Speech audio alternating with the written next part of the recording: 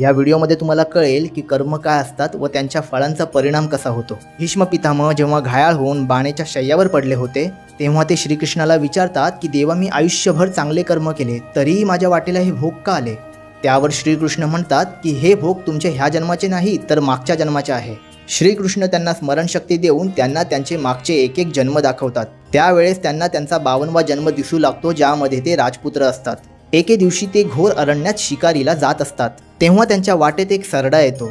भीष्म पितामह त्यांच्या हातात असलेल्या बाणेने त्या सरड्याला बाजूला ढकलतात आणि तो सरडा जाऊन एका निवडुंगाच्या झाडावर पडतो। असं म्हणतात तो सरडा 18 दिवस त्या काट्यांमध्ये अडकून तडपडत होता व 18 दिवसानंतर त्याचा मृत्यू झाला होता।